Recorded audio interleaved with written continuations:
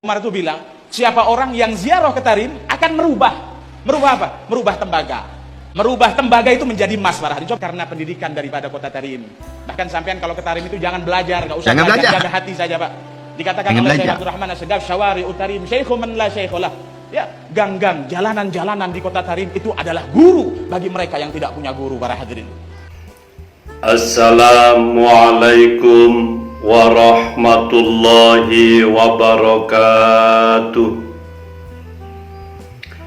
Sahabat muslim dimanapun berada, pada kesempatan kali ini kita mencoba bincang-bincang istilahnya tentang sepak terjang habaib di Indonesia atau habaib klan Ba'alawi di Indonesia. Sahabat muslim dimanapun berada, kita semua pasti tahu bahwa pengikut dari habaib ini adalah orang-orang Nahdiyin, orang-orang NU, terutama dari mereka yang awam terhadap ilmu agama, dan juga sebagian dari santri-santri pondok pesantren pun menjadi muhibbin, menjadi pengikut dari habaib klan Ba'alawi di Indonesia ini. Namun perlu diketahui bahwasanya yang disampaikan oleh klan Ba'alawi habaib Indonesia kepada para muhibbin, kepada para pengikutnya, semuanya itu adalah akidah Tarim, bukan akidah NU sama sekali itu. Bahkan terframing mulai dari yang tertinggi tentang masalah keagamaan sampai yang terendah. Apa itu yang tertinggi? Kalau kita tahu, pundi-pundi Islam yang tertinggi adalah Arab Saudi, yang dimana di sana ada kiblatullah, ada Ka'bah, yang mana setiap tahun sekali ada kegiatan musim haji di Baitullah, di Makkah Al-Mukarramah dan Madinatul Munawwarah. Di sana ada Makkah dan Madinah yang hebat.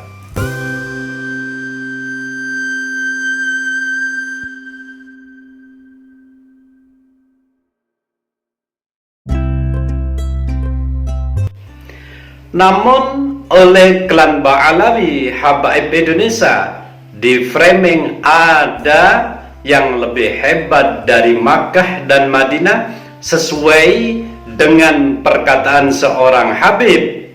Umar itu bilang, siapa orang yang ziarah ke Tarim akan merubah apa? Merubah tembaga. Merubah tembaga itu menjadi emas para hadirin karena pendidikan daripada kota Tarim. Bahkan sampean kalau ke Tarim itu jangan belajar, nggak usah belajar, jaga hati saja, Pak. Dikatakan oleh Syekh Abdul Rahman As-Segaf, syawari utarim syekhu man la syekhulah. Ya, gang-gang, jalanan-jalanan di kota Tarim itu adalah guru bagi mereka yang tidak punya guru para hadirin. Habib Alwi bin Syahab itu Ainul Tarim, itu beliau tidak pernah keluar sama sekali dari kota Tarim, nggak pernah keluar. Hatta haji dan umroh nggak pernah. Tidak pernah sama sekali beliau. Ya, beliau keluar dari kota Tarim dua hal saja, ziarah Nabi Hud dan hadrahnya Habib Ahmad bin Zain di Hautah. Itu aja. Bahkan haji dan umroh enggak. Ketika ditanya, Habib, kenapa engkau enggak haji, enggak umroh? Beliau mengatakan, ana asyum raihatan Nabi inda ziarah Faqihil Muqaddam. Aku cium baunya Rasulullah setiap hari Nabi itu di magomnya Faqih Muqaddam. Ya, surganya dunia itu Tarim para hadirin, walaupun bangunannya itu tanah. Yang belum berangkat ke Tarim semoga bisa ziarah.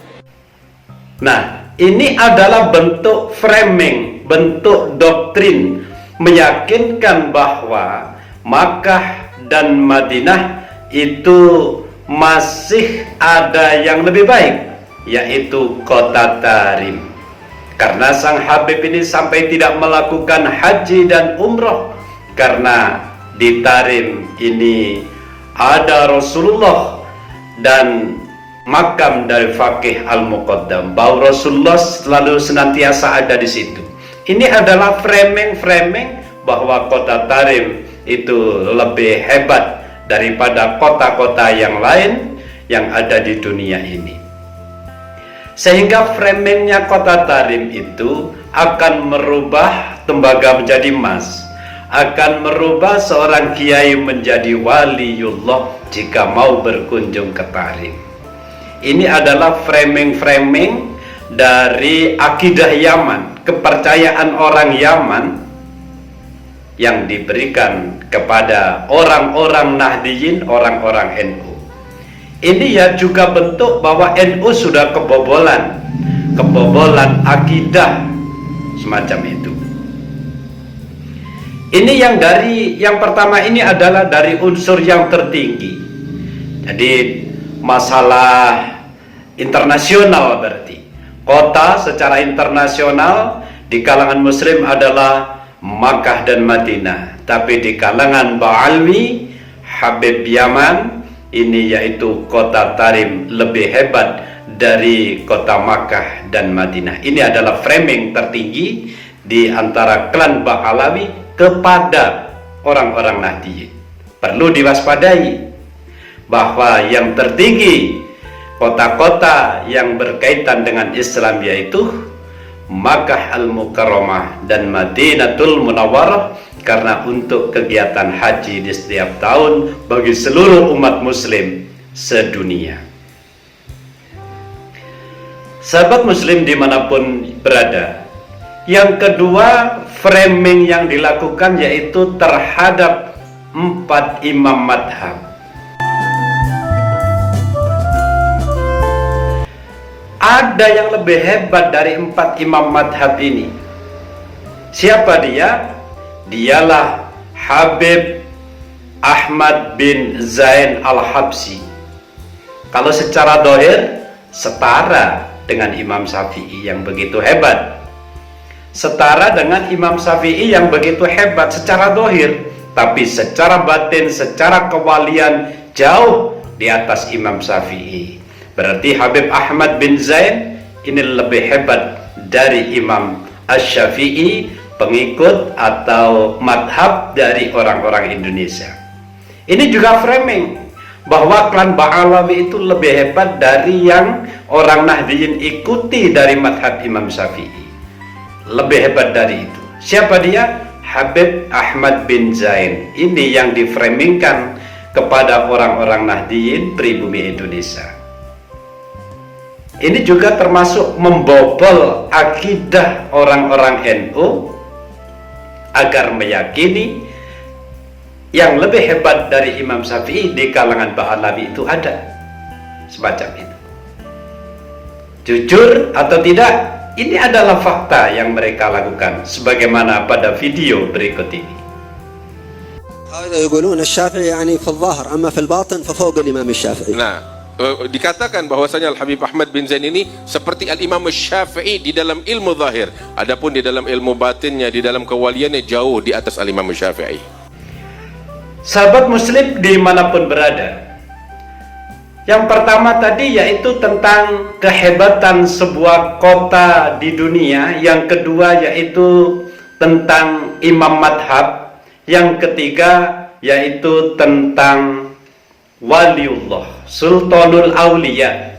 Kalau orang-orang NU mengenal sultanul aulia, rajanya wali, itu adalah Syekh Abdul Qadir Al-Jilani. Di setiap kegiatan ibadah pasti ada tawasul pada Rasulullah yang melibatkan Syekh Abdul Qadir Al-Jilani. Ini sudah menjadi akidah di orang-orang NU, paten sudah ini. Namun klan Ba'alawi Habaib Indonesia punya yang lebih hebat dari Syekh Abdul Qadir Al-Jilani, yaitu Habib Faqih Al-Muqaddam bin Ali Ba'alawi. Bagaimana menurut mereka? Benar kalau di dunia ini lebih terkenal Syekh Abdul Qadir Al-Jilani, tapi di akhirat, di alam barzah, saya jauh lebih terkenal daripada Syekh Abdul Qadir Al-Jilani. Sayyidina Faqih Muqaddam Muhammad bin Ali Ba'alawi, ya, beliau mengatakan apa? Oke, mungkin di dunia Syekh Abdul Qadir Jilani bisa lebih populer di dunia, tapi kita lihat nanti makomnya di akhirat lebih tinggi. Makom mana? Saya masih Abdul Qadir Jilani. Kata Faqih Muqaddam Muhammad bin Ali Ba'alawi. Ya, itu luar biasa. Pernah guru mulia cerita di Indonesia nih, sampai beliau mengatakan apa? Rasulullah SAW selalu didatangi oleh malaikat Jibril, tapi ketika wafatnya Rasulullah di zaman saya, Jibril datang ke saya berapa kali? Tuh percaya apa enggak? Ya, ini tingkatnya wali Allah Subhanahu wa taala. Ana fil auliya ka Muhammad fil anbiya. Derajat saya dalam kewalian seperti derajatnya Rasulullah dalam kenabian. Berarti ini ingin lebih hebat dari Syekh Abdul Qadir Al-Jilani, semacam itu.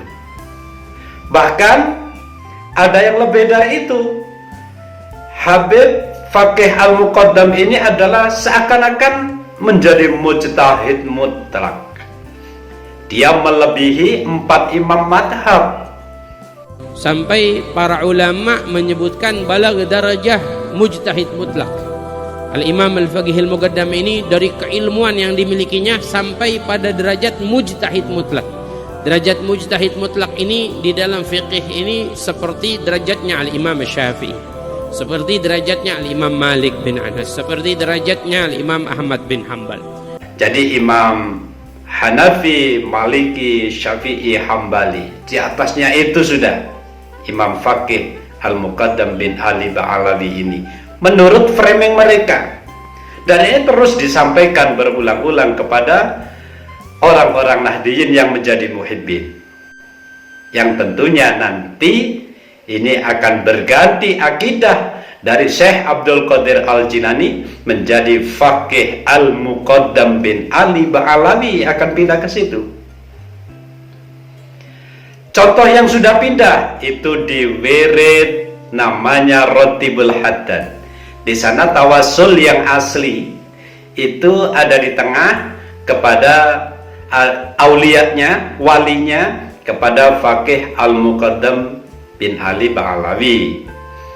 Tidak ada Syekh Abdul Qadir Al-Jilani, ini sudah mulai dirubah. Padahal Rotibul Haddad ini sudah menjadi wirid orang-orang NU sejak dulu, tanpa sadar sudah terbobol dari segi zikir, dari segi akidah secara zikir. Jadi zikirnya ini sudah dibobol, tidak memakai Syekh Abdul Qadir Al-Jilani. Nah, ini adalah contoh framing-framing yang dilakukan oleh Habib Ba'alawi kepada muhibbin Indonesia, yaitu orang-orang NU. Semacam itu.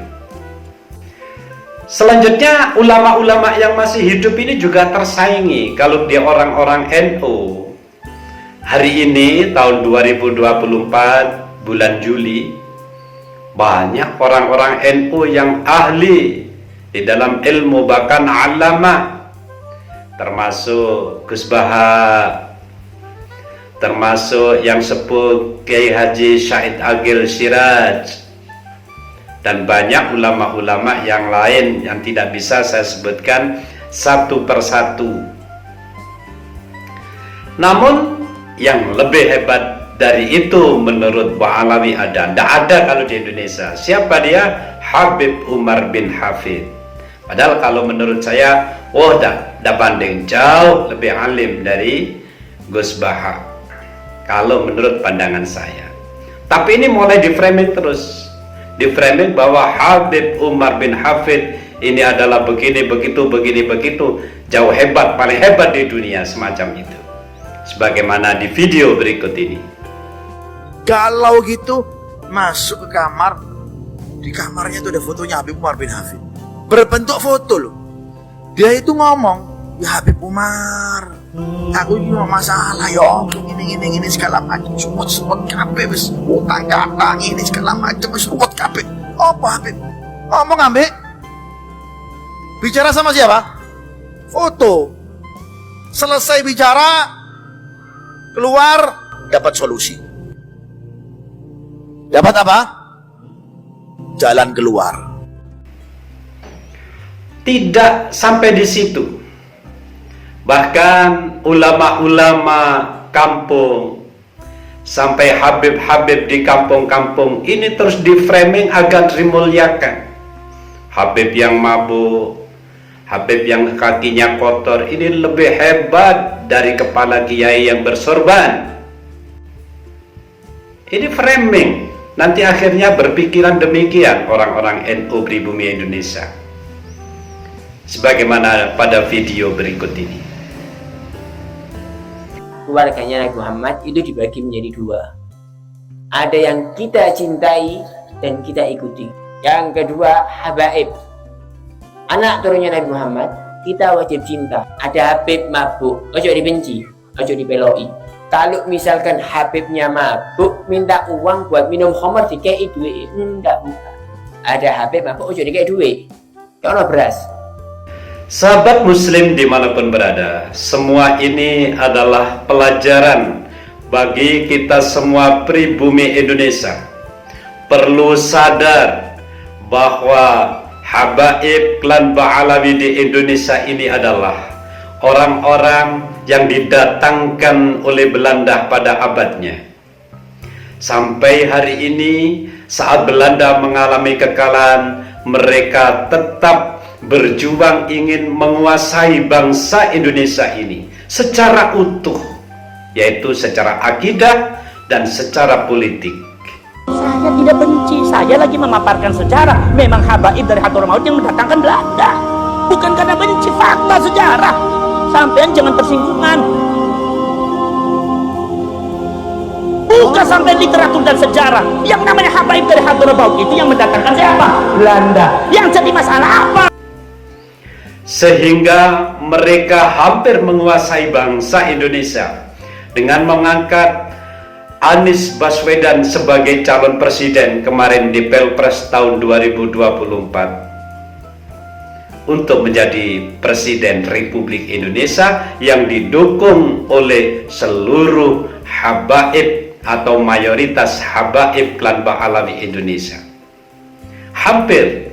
Dan sebagai pejuang di politik selama ini adalah Habib Rizik Syihab yang tidak pernah cocok dengan pemerintah Indonesia, yang selalu mengajak demo-demo terus tidak ada henti dengan framing-framing Allahu Akbar terus. Padahal mereka ini adalah pribumi yang supaya diadu dengan sama-sama pribumi, yaitu pemerintah Indonesia. Tangkap itu Habib Rizik, selesai. Bolak-balik ya dia lagi. Tapi semua pihak tidak banyak bertindak, termasuk dari kalangan PBNU, dari kalangan pemerintah, jarang yang berani untuk bertindak melerai kejahatan dari klan Ba'alawi ini, kecuali yaitu Kiai Haji Imaduddin Usman Al-Bantani CS yang hari ini sudah terus berjuang melawan kejahatan habaib-habaib di Indonesia ini. Sahabat muslim dimanapun berada, yakinlah bahwa berdasarkan tesis Kiai Haji Imaduddin Usman Al-Bantani, habaib klan Ba'alawi di Indonesia batal nasab kepada Rasulullah SAW berdasarkan pustaka kitab nasab dan berdasarkan kajian ilmiah tes DNA, bahwa habaib Indonesia ini adalah bukan keturunan Rasulullah, melainkan keturunan bangsa Yahudi, yang mana dibuktikan genetik dari klan Ba'alawi habaib Indonesia bahkan internasional ini genetiknya adalah G, Yahudi, sama dengan penjajah Belanda di Indonesia waktu itu, mereka genetiknya yaitu G. Ini menunjukkan keselarasan mereka di dalam melakukan penjajahan di negeri kita Indonesia. Dan sekarang kita bisa membaca lebih jelas lagi berdasarkan tesis Kiai Haji Imaduddin Usman Al-Bantani. Kata Belanda mengatakan ini cucunya Rasulullah yang benar, disebutnya Habib, cucunya Rasulullah. Kalau mereka benar-benar cucunya Rasulullah, kenapa orang Belanda tidak ngejar-ngejar mereka, dia membunuh mereka, malah diopeni, diurus oleh mereka? Ayo jawab, usut punya usut. Ternyata Belanda yang menjajah Indonesia itu genetikanya sama dengan Ba'alawi, dengan habaib. Apa genetikanya adalah Yahudi. Profesor Dr. Sunu Bogronyo yang mengaku dirinya adalah Haji Abdul Ghafur, termasuk Van der Berg yang suka mengacak-acak sejarah Indonesia, itu ternyata genetika Yahudi, dan Bang Alwi itu Yahudanya adalah menemukan genetika Yahudi dari Hadramaut. Ini kemudian yang dibawa oleh Belanda, di framing bahwa mereka adalah cucunya Rasulullah. Indonesia masyarakatnya dibohongi semua oleh Belanda sampai detik ini, susah turun kate. Sahabat muslim dimanapun berada, bagi yang memahami tesis Ki Haji Imaduddin Usman Al-Bantani secara logika akal waras, haram meyakini klan Ba'alwi Habaib Indonesia ini masih keturunan kepada Rasulullah SAW. Haram hukumnya. Mereka bukan keturunan Rasulullah SAW. Wallahul muwafiq ila aqwamit thoriq. Assalamualaikum warahmatullahi wabarakatuh.